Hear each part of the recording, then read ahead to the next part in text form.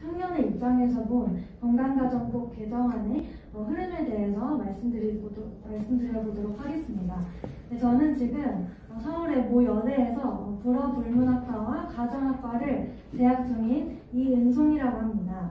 네, 저는 아직 앞에서 발표해주신 분들보다 더 공부해야 할 게 많고 또 배울 게 많지만 네, 이 자리에서 청년의 입장을 한번 짧게 말씀드리도록 하겠습니다.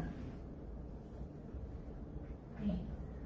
먼저 앞에서 전윤성 변호사님께서 많은 해외 사례들을 발표해 주셨는데요. 제가 배웠던 그 프랑스의 팍스라는 그런 제도를 통해서 현재 이 개정안이 이루어진다면 어떤 일이 일어날 것인지 그 문제점을 살펴보고 다음으로는 건강가정기본법이 이 현 세대 가정의 주역이 될 청년에 대해서 어떤 태도를 취해야 하는지 마지막으로는 이 건강가정기본법이 그렇다면 어떤 방향으로 입법이 되어야 하는지 청년의 입장에서 한번 말씀드리고자 합니다. 네, 먼저 저는 최근에 봤던 영화를 하나 소개하면서 시작하고 싶은데요. 네, 저는 이 가족이 사는 법이라는 프랑스 영화를 접했습니다. 네, 이 영화는 이혼 가정과 재혼 가정이 매우 흔한 그 프랑스의 아이들을 다룬 영화인데요. 네, 많은 부모님들이 여기 아이들의 주변에 있죠. 네, 이 영화는 정말 그 이혼과 재혼을 하는 부모님 밑에서 아이들이 엄마 집에 또 아빠 집에 또 새로운 아버지와 신혼여행을 간 부모님의 탓에 또 다른 집에 이리저리 옮겨 다니느라 지친 아이들이 나옵니다. 제가 이 영화 속에서 기억에 남는 에피소드는 이 아이 주인공이 한 재학생에게 재학을 온 학생에게 너도 이혼가정의 아이니? 라고 물어본 에피소드였습니다. 저는 이 장면을 통해서 이 프랑스에 얼마나 이혼이 만연한 사태인지 깨달을 수 있었습니다.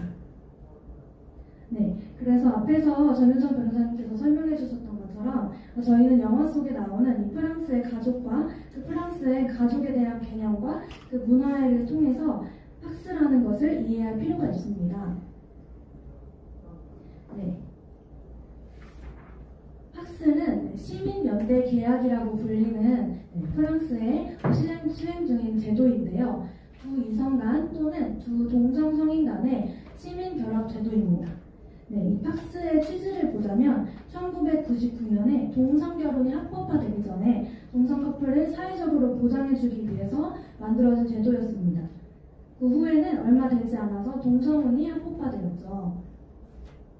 네, 이 팍스를 하려면 먼저 동거를 원하는 커플이 지방 법원에 계약서만 제출하면 됩니다. 그러면 결혼에 준하는 거의 동일한 법적 지원을 받을 수 있습니다. 그런데 한 명이라도 팍스를 해지를 원할 시 그냥 그 관공서에 서류만 제출하면 바로 이 해지가 됩니다. 그러면 위자료도 없습니다. 한마디로 팍스는 동거보다 더 무겁고 결혼보다 더 가벼운 제도라고 말할 수 있습니다. 저는 한 국가 법안 또는 제도가 개인의 삶에 주는 그 파급력, 영향이 굉장히 크다고 생각합니다. 팍스도 마찬가지로 건강가정기본법 개정안도 마찬가지로 사람들의 사고방식, 생활문화에 영향을 주었고 이 프랑스의 팍스는 프랑스인들에게 결혼에 대한 인식을 변화시켰습니다. 마치 가정은 언제든지 내가 원하면 해지할 수 있는 가벼운 것으로 전락하였고 이에 대한 2차적인 피해로 결혼의 가치뿐만 아니라 저희의 다음 세대, 자녀들이 희생물이 되었습니다. 이러한 관점에서 이러한 프랑스의 해외 사례를 비추어 보았을 때 가족의 개념을 확대하고 삭제하는 이 건강가정기본법에 대해서 문제시하지 않을 수 없습니다. 이 결혼이라는 제도가 한 사람의 가치관과 인생을 좌우한다고 저는 생각합니다. 그렇기 때문에 법안이 가져올 위험성에 대해서는 저는 이 시간 크게 두 가지에 대해서 저의 걱정, 우려하는 말을 말씀드리고 싶습니다. 첫 번째는 이 팍스가 프랑스의 건강가정기본법의 개정안의 미래와 같은 팍스가 비혼 인식을 장려한다는 것입니다. 저는 그 대학생들이 많이 사용하고 있는 커뮤니티 인터넷 사이트에서 최근에 어떤 글을 보았습니다. 충격적이게도 우리 부모님이 이혼한다 라는 글에 축하하며 부럽다고 하는 댓글들이 많이 달렸습니다. 심지어는 다른 글에서 우리 엄마가 드디어 이혼에 성공했다라는 글도 있습니다.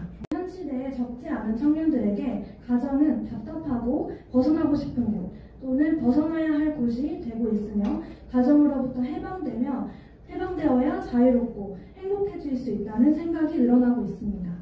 네, 가정에 대해서 부정적인 또한 페미니즘적인 사고방식은 비혼에 대한 인식이 팽배한 이 세대의 풍조라고 이야기할 수 있습니다. 네, 현재 프랑스에서는 동성 커플과 이성 커플 모두 이 팍스를 이용하고 있습니다. 이혼할 확률이 높은 결혼 대신 가벼운 형식의 결합 제도인 이 팍스를 선호하는 겁니다. 네, 단순히 말해서 어차피 결혼해도 이혼할 것, 프랑스 커플들은 결혼보다 똑같은 혜택을 받을 수 있는 이 동거를 하면서 팍스를 선택하는 겁니다. 그래서 2019년 기준 19만 명 이상이 이 팍스를 하고 있고 그중 90%가 이성 커플이라고 하고 있습니다. 결국 그 90%의 이성 커플이 결혼 대신에 팍스를 선택한 겁니다. 네, 결혼을 하지 않게 되는 것입니다. 네, 두 번째 제가 꼽는 문제점은 이 개정안을 통해서 또 혼외 자녀가 출생할 것입니다. 네, 앞에서 김규현 토론자분께서 말씀해 주신 것처럼 네, 또 여기서 저희가 주목해야 될 것은 프랑스에서 태어나는 아이들의 3분의 2가 넘는 비율이 혼외자라는 것입니다. 네, 저는 이번 건강가정법 기본법 개정안을 대한민국의 저출산 문제 해법으로 제시하는 목소리를 많이 들을 수 있었습니다. 이 팍스를 실험하는 프랑스에서도 마찬가지로 자랑스럽게 이 출산율을 말하고 있습니다. 이 팍스를 이용하는 커플이 2000년 2만 2천 명에서 2017년 19만 2천 명으로 크게 늘었고 출산에 대한 지원이 이루어지기 때문입니다. 네, 말씀드렸던 것처럼 그 프랑스의 2020년 합계 출산율은 1.9명으로 유럽에서 가장 높은 출산율을 자랑하고 있습니다. 그러나 그와 동시에 프랑스는 유럽 국가 중에서도 혼외 자녀 비율이 가장 높습니다. 2020년 기준 프랑스에서 출생한 아이 중 60.4%가 결혼하지 않은 부모 사이에서 태어났습니다. 프랑스는 뿐만 아니라 2018년 기준 55%의 이혼율로 실제 프랑스에서 결혼한 부부의 절반 이상이 이혼을 합니다. 네, 저는 이번 해당 개정안이 팍스와 같이 결혼이라는 어떤 약속 없이 가족이라고 인정한다면 이 한국의 이혼율, 비혼 출산율 또한 상승할 것이라고 얘기할 수 있습니다. 또 이에 버금가는 많은 아이들이 희생될 것입니다. 팍스와 같이 다양한 가족을 주장하며 차츰 비혼 커플도 가정하게 인정하게 된다면 이번 개정안은 결과적으로 그 출산율을 높일 수도 있지만 그 아이들의 삶의 질과 삶의 만족도는 책임지지 않는 법안인 것입니다. 네, 저는 이와 같이 가족의 다양성을 인정한다는 그 모호한 사항이 담긴 개정안이 법제화된다는 것이 얼마나 큰 파장을 가지고 올 것인지에 대해서 또 국가를 이루는 가장 기초적인 단위인 가족의 미래, 다음 세대를 전혀 고려하지 않은 법안이라고 생각합니다. 출산을 장려하지만 비혼을 부추기는 이 현상은 사람들로 하여금 그릇된 가치관을 형성하게끔 하는 것입니다. 법으로서 해야 할 역할을 다하지 못하는 법안인 것이죠. 다음으로 건강가정기본법과 가정의 주역이 될 청년에 대해서 어떤 태도를 취해야 하는지 말씀드리겠습니다. 건강가정기본법 개정안과 동일한 방향을 가진 이번 또 4차 건강가정기본계획 또한 이번 남인순 의원이 대표 발의하신 남인순안은 1인 가구의 증가와 비혼율 또 다양한 가족에 대한 요구의 시대의 변화에 따라 발표된 것이라고 말하고 있습니다. 그러나 건강가정기본법이 반영하는 이 시대의 청년들의 인식 또한 변화하기 마련입니다. 제가 다니고 있는 대학교만 해도 2, 3년 전으로 학생들 사이에서 지향하는 것들이 완전히 달라지고 교수님들의 태도, 교육도 그 영향을 받습니다.